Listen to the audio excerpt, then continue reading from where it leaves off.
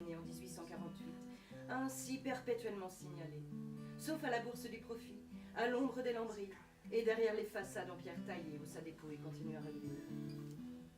Alors qu'il n'est pas une seule ville, en Afrique et aux Caraïbes, où ne se dressent quelques monuments et statues, en hommage à la France des missionnaires, des explorateurs, des médecins, des colons, des généraux et autres hommes d'État et puissance.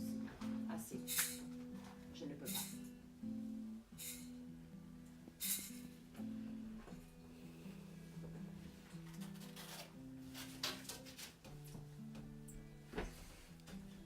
Cet effacement, ce blanc, ce mépris,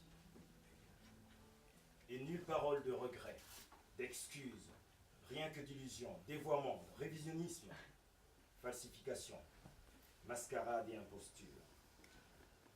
Pourtant, le général Bonaparte, esclavagiste s'il en est, s'est bien incliné devant le sphinx d'Égypte, à défaut d'Haïti. Il n'en coûtera guère plus à l'État français de demander pardon au peuple noir pour toutes les atrocités commises et de s'incliner devant un mémorial de la réparation et de la réconciliation. Réconciliation de la France avec son histoire, de la République avec sa mémoire et de tous ses enfants illégitimes avec la patrie. Il suffirait, pour ce faire, de pas grand-chose.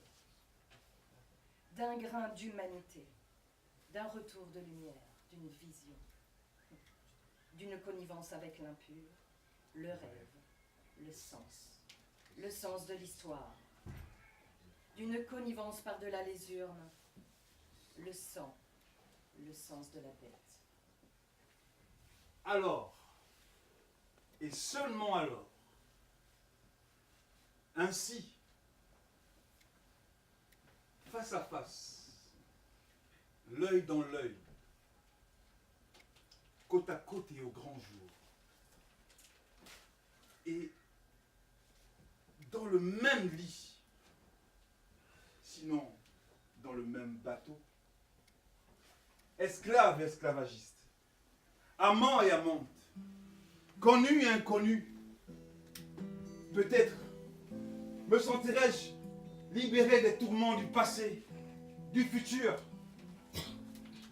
d'une aliénation et d'une discrimination. Tant de fois décriés, déniés, et des griffes de l'oubli et de mes fers. Moi, l'Africain, l'Antillais, le noir, le blanc, en paix, en paix, rendu enfin au mien, au mien, au présent, au présent, à nos morts, à nos morts, à nos dieux, À nos dieux, à notre mémoire, à à notre notre mémoire. mémoire, ensemble, pour le rythme, pour pour la la vie.